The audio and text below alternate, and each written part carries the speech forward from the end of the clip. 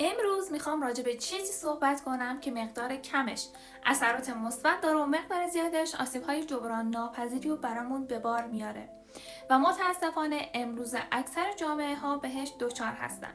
سلام، به کانال روانشناسی ذهن خیلی خوش اومدین. یه سوال، به نظرتون چیزی که الان توی زندگی شما باعث ایجاد استرس و اضطراب شده توی چند ماه دیگه، یک سال دیگه همینقدر بابتش استرس دارین؟ قطعا نه. پس به خاطر چیزی که قابل حله چرا انقدر خودمون رو ناراحت کنیم؟ من یکی از ترس‌های بزرگم همیشه این بود که برم کلاس زبان، چون حس میکردم اون کسایی که میخوان بیان کلاس زبان با من از من خیلی بهتر بلدن، از من موفق ترن و به خاطر همینم باعث میشد که یه ترسی داشته باشم که خب نرم اونجا ضایع بشم، حس کنن من خنگم. اما خوشبختانه توی یک معجزه من رفتم کلاس زبان و دیدم که نه بابا، اونطوریام که فکر میکردم نیست و من همیشه جز اون دسته افراد موفق توی کلاس زبانه بودم. یه نکته مهمی که میخوام بهتون بگم اینه که تفاوت‌های زیادی بین استرس و اضطراب وجود داره. در واقع استرس همون چیزیه که من گفتم، یعنی من میدونستم بابت چه چیزی استرس دارم، میدونستم که به خاطر کلاس زبان رفتن استرس دارم. یعنی چی؟ یعنی که این عامل تنش‌زا علتش برای من معلومه. ولی اضطراب چیه؟ اضطراب دقیقا همین مثل استرس میمونه، اما علتش مشخص نیست. یعنی چیزی که باعث بشه من این حس در من وجود بیاد معلوم نیست.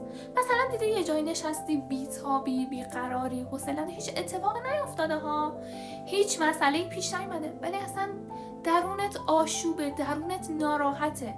این دقیقا همون استرسیه که زمانی که ظهور کرده شما مدیریتش نکردی، کاهش ندادی، کنترل نکردی و همین باعث شده که این اضطراب شکل بگیره. ببینید، استرس یک مسئله اجتناب ناپذیریه که هممون خواه ناخواه باهاش برخورد میکنیم و یه جورایی زندگیمون رو درگیر کرده. اما این دلیل نمیشه که یک سری راهکارها وجود نداشته باشه که بشه اینو کنترل کرد. اولین چیزی که میخوام بهتون بگم اینه که سعی کنید علت استرس هاتون رو پیدا کنید. یعنی اون چیزی که الان باعث استرس شما شده عاملش رو پیدا کنید.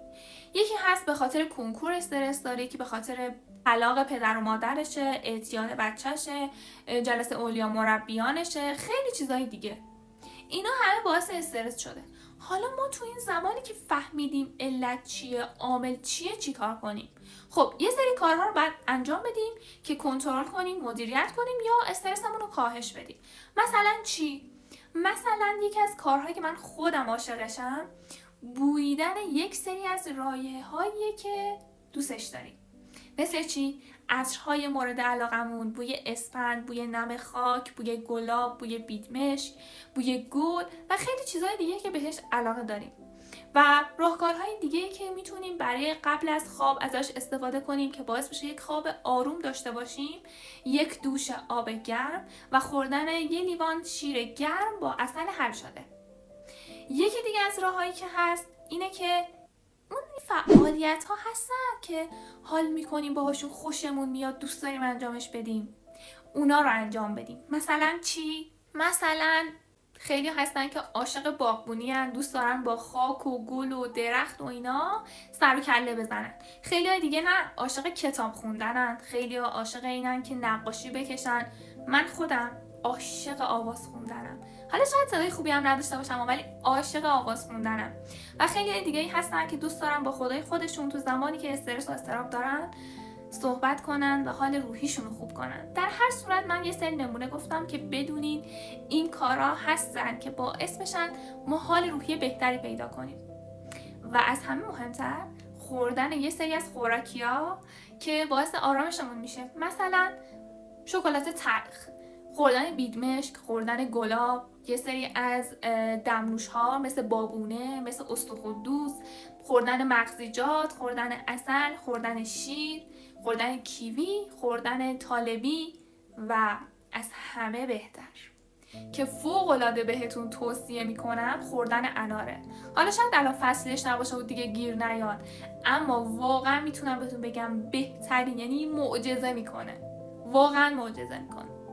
اگر که استرستون رو کنترل نکنین و بذارین که این عامل توی وجودتون نهادینه بشه و تو زمانی که ظهور کرده اینو کنترل نکنین، مدیریتش نکنین، باعث ایجاد سردردهای مداوم، معده دردهای مداوم، حملات قلبی، از دست دادن حافظه، سرگیجه، حالت تهوعهای مداوم و همینطور فشار خون بالا و از همه مهمتر ریزش مو و یه پوست داغون میشه. پس تا میتونید مراقب خودتون باشید و اینو بدونین که هیچ چیزی بالاتر از سلامت جسمی و روحی شما نیست و چیزی که قراره حل بشه، میگم اصلا ارزش اینو نداره که خودتون رو به خاطرش داغون کنید، بذارید کنار. خیلی دوستتون دارم، ممنونم که تا اینجا من همراهی کردین. اگر از ویدیوی ما راضی بودین خوشحال میشم که لایک و سابسکرایب کنین و اگر که دوست داشتین موضوع بعدی چیزی باشه که شما میخواین توی کامنت ها حتما واسم بنویسین. خدا نگهدار.